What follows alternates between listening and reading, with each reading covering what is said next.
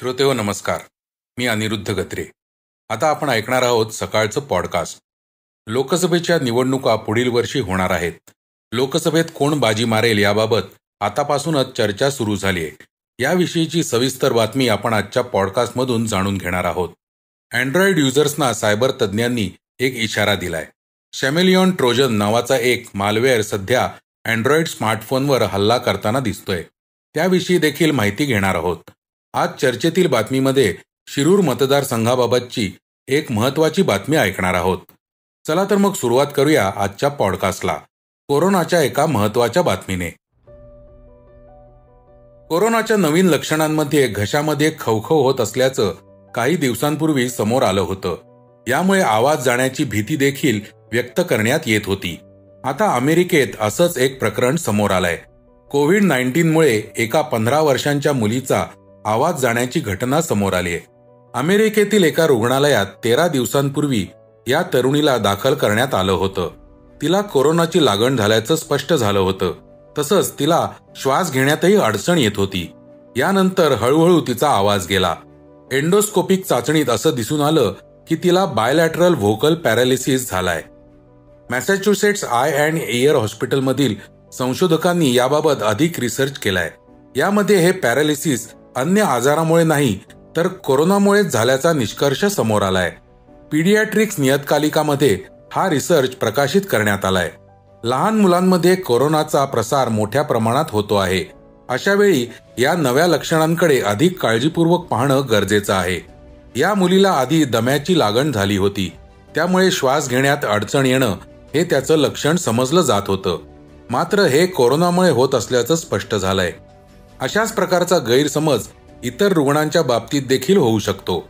त्यामुळे विशेष खबरदारी घेणं गरजेचं आहे, असं मत या संशोधनाचे मुख्य ऑथर डॅनियल लॅरो यांनी व्यक्त केलंय. या मुलीवर उपचारांसाठी सुरुवातीला स्पीच थेरपीची मदत घेण्यात आली. मात्र तरीही तिचा आवाज परत आला नाही. यानंतर तिच्यावर शस्त्रक्रिया करून विंड पाईपमध्ये छिद्र करण्यात आलं, ज्यामुळे तिला पुन्हा पहिल्याप्रमाणे श्वास घेता येऊ लागला. सुमारे 15 महिने तिच्यावर उपचार सुरू होते. लोकसभा निवडणुकांच्या बाबत एक महत्त्वाची बातमी आपण ऐकणार आहोत. लोकसभेच्या निवडणुका पुढील वर्षी होणार आहेत. लोकसभेत कोण बाजी मारेल याबाबत आतापासूनच चर्चा सुरू झालीय. राष्ट्रीय लोकशाही आघाडी आणि इंडिया आघाडी यांच्यामध्ये लढत होईल असं चित्र जवळपास स्पष्ट आहे. या पार्श्वभूमीवर कोणत्या पक्षाला किती जागा मिळतील हे जाणून घेण्याची उत्सुकता आहे. त्याआधी एका वृत्तवाहिनीच्या वोटर सर्व्हेमध्ये कोणाला किती जागा मिळतील याबाबत भाकीत करण्यात आलंय. सर्व्हेनुसार एनडीएला स्पष्ट बहुमत मिळताना दिसतंय. एनडीएला 295 ते 335 जागा मिळण्याचा अंदाज आहे. दुसरीकडे इंडिया आघाडीला 165 ते 205 जागा मिळण्याची शक्यता आहे. याशिवाय 35 ते 65 जागा इतर पक्षांना मिळू शकतात. याचा अर्थ तिसऱ्यांदा मोदी सरकार देशात सत्ता स्थापन करणार असल्याचा अंदाज वर्तवला जातोय. विरोधी पक्षांना एकत्र येऊन देखील फारसा फायदा होत नसल्याचं सर्व्हे सांगतोय. उत्तर Bharat. ABP news C voter सर्व्हेमध्ये क्षेत्रानुसार उत्तर भारतातील 180 जागांपैकी एनडीएला 150 ते 169 जागा मिळू शकतात, तर इंडिया आघाडीला 20 ते 30 जागांवर समाधान मानावे लागू शकते. इतर पक्षांना उत्तर भारतात 1 ते 5 जागा मिळू शकतील. दक्षिण भारत. दक्षिण भारतात मात्र एनडीएला यावेळीही निराशाच पदरात पडणार आहे. एनडीएला दक्षिणेतील 132 जागांपैकी 20 ते 30 जागा मिळण्याचा अंदाज आहे, तर इंडिया आघाडीला दक्षिण भारतात 70 ते 80 जागा मिळू शकतील. इतर पक्षांना 25 ते 35 जागा मिळतील. ईशान्य भारत. सर्व्हेनुसार ईशान्य भारतात 130 जागांपैकी 80 ते 90 जागा एनडीएला मिळण्याची शक्यता आहे, तर इंडिया आघाडीला ईशान्य भारतात 50 ते 60 जागा मिळण्याचा अंदाज आहे. त्यामुळे या ठिकाणी एनडीए आणि इंडिया आघाडीत चुरशीची लढत पाहायला मिळू शकते. इतर पक्षांना ईशान्य भारतात 10 ते 20 जागा मिळू शकतील.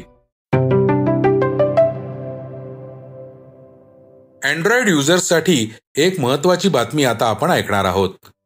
अँड्रॉइड युजर्सना सायबर तज्ज्ञांनी एक इशारा दिलाय. शॅमेलियॉन ट्रोजन नावाचा एक मालवेअर सध्या अँड्रॉइड स्मार्टफोनवर हल्ला करताना दिसतोय.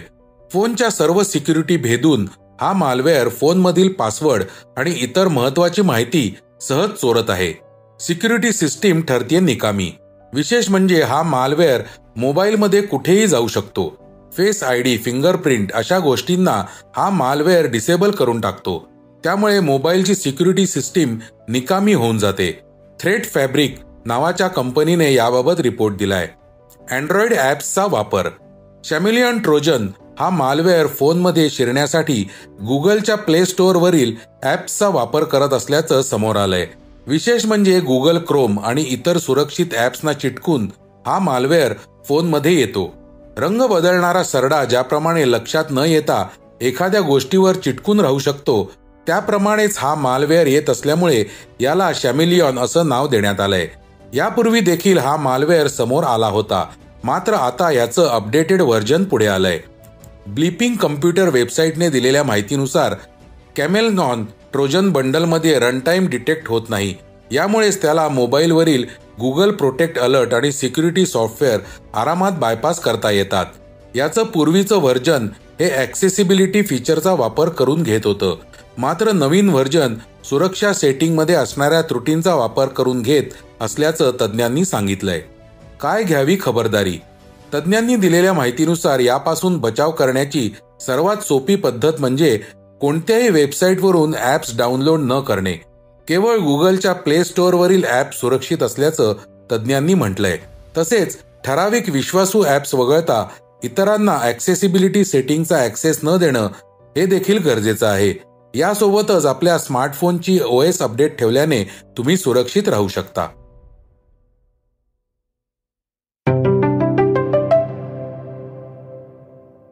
आता ऐकूया आजच्या वेगवान घडामोडी. मुंबईतील भारतीय रिझर्व्ह बँकला ईमेलद्वारे धमकीचा मेसेज आलाय. RBIच्या कार्यालयात बॉम्ब ठेवल्याची धमकी देण्यात आली आहे. तसेच RBI, HDFC आणि ICICI बँकेत देखील बॉम्ब ठेवल्याची धमकी मेलद्वारे देण्यात आली आहे. RBIच्या ईमेल आयडीवर खिलाफत इंडियाच्या ईमेलवरून धमकी देण्यात आली आहे. काही मागण्या देखील या ईमेलमधून करण्यात आल्या होत्या. RBIचे गव्हर्नर तसेच देशाचे अर्थमंत्री निर्मला सीतारामन यांचे नाव घेऊन मोठा घोटाळा देशात होतोय. त्यामुळे या दोघांचे तात्काळ राजीनामे घ्या अशी मागणी देखील ईमेलमध्ये करण्यात आली आहे. इन्फोसिस या IT कंपनीला शेअर्समध्ये मोठा फटका बसलाय. 1540 रुपयांवर असलेले शेअर्स 23 रुपयांनी घसरलेत. गेल्या सप्टेंबरमध्ये कंपनीने जागतिक फर्मसोबत सुमारे 12,500 कोटी रुपयांचा केलेला करार रद्द झालाय. इन्फोसिसनं शनिवारी हा करार रद्द झाल्याची माहिती दिली आहे. सप्टेंबर 2023 मध्ये इन्फोसिसने 15 वर्षांसाठी हा करार केला होता. कंपनीचे माजी CFO नीलांजन रॉय यांनी अचानक राजीनामा दिल्यानंतर गेल्या 3 महिन्यांतील इन्फोसिससाठी हा दुसरा सर्वात मोठा धक्का असल्याचं म्हटलं जातंय. दिवंगत अभिनेता सुशांत सिंग राजपूत आत्महत्या प्रकरणात रिया चक्रवर्तीबाबत वेगवेगळ्या बातम्या समोर येत होत्या. काही दिवसांपूर्वी CBI कडून रियाच्या विरोधात लुकआउट नोटीस जाहीर करण्यात आली होती. त्यात तिला परदेशात जाण्यास बंदी घालण्यात आली होती. आता मुंबई उच्च न्यायालयाने रियाला दिलासा दिलाय. पुढील काळात रियाला परदेशात जाता येणार असून त्यावर कोणत्याही प्रकारची बंदी नसल्याचं कोर्टाने म्हटलंय. यामुळे आता रियाला दुबईतील एका ब्रँडच्या इव्हेंटसाठी जाता येणार असल्याची माहिती सूत्रांनी दिली आहे. भारत आणि दक्षिण आफ्रिका यांच्यामध्ये पहिला कसोटी सामना सध्या सुरू आहे. या सामन्यात भारताने 2 मोठे बदल केलेत. दुखापतीमुळे कसोटी मालिका मुकलेल्या मोहम्मद शमीच्या ऐवजी प्रसिद्ध कृष्णाला पदार्पणाची संधी दिली आहे. तर फिरकीपटू म्हणून रवींद्र जाडेजाऐवजी रविचंद्रन अश्विनला संधी मिळाली आहे. संघ निवडीवेळी डावखुऱ्या रवींद्र जाडेजाची दावेदारी प्रबळ होती, मात्र त्याच्या पाठीला दुखापत झाल्याने रोहित शर्माने त्याच्याऐवजी अश्विनला संधी दिली आहे. आता ऐकूया आजची चर्चेतील बातमी. राज्यात आता लोकसभा निवडणुकीच्या चर्चा सुरू व्हायला लागल्या आहेत. शिरूर लोकसभा मतदारसंघातून शरद पवार गटाचे खासदार अमोल कोल्हेंविरोधात उमेदवार देणार असल्याचं नुकतेच अजित पवारांनी सांगितलंय. यावर कोल्हे पवार यांच्या क्रिया-प्रतिक्रिया सुरू असतानाच आता शिरूरचे माजी खासदार आणि शिवसेनेच्या शिंदे गटाचे नेते शिवाजीराव आढळराव पाटील यांचीही प्रतिक्रिया समोर आली आहे. अजित पवारांनी अमोल कोल्हे यांना इशारा दिल्यानंतर आता शिरूर मतदारसंघात कोण उभा राहील याचीच चर्चा मतदारसंघात सुरू आहे. आढळराव पाटील यांनी महायुतीचा उमेदवार आम्ही निवडून आणू अशी प्रतिक्रिया दिलीये. गेल्या 5 वर्षांपासून मी मतदारसंघात लोकांशी संवाद साधतोय. विकास कामे, मेळावे, दौरे, भेटीगाठी सुरू आहेत. 5 वर्ष या मतदारसंघातील जनता कोल्हेंविरोधात आक्रोश करत होती. तुम्ही या, आमची कामं करा, भेटा, दर्शन द्या असा आक्रोश लोकांचा 5 वर्ष होता. त्याच्याकडे कोल्हेंनी दुर्लक्ष केलं. त्यामुळे आता निवडणुका आल्या तेव्हा शेतकऱ्यांचा आक्रोश दिसायला लागलाय. हा प्रकार काय आहे? 5 वर्ष शेतकऱ्यांनी तुमच्या विरोधात आक्रोश केला तेव्हा तुम्ही कुठे होता? असा सवालही आढळराव यांनी कोल्हे यांना केला आहे. माध्यमातील चर्चांनुसार अजित पवारांनी शिरूर मतदारसंघात अमोल कोल्हेंविरोधात उमेदवार देणार असल्याची घोषणा केल्यानंतर अजितदादांचा उमेदवार कोण असेल अशी चर्चा सुरू झाली होती. या चर्चेच्या पार्श्वभूमीवर आता आढळराव पाटीलच ते उमेदवार असतील असं सांगितलं जात आहे. तर श्रोतेहो, हे होतं आजचं सकाळचं पॉडकास्ट.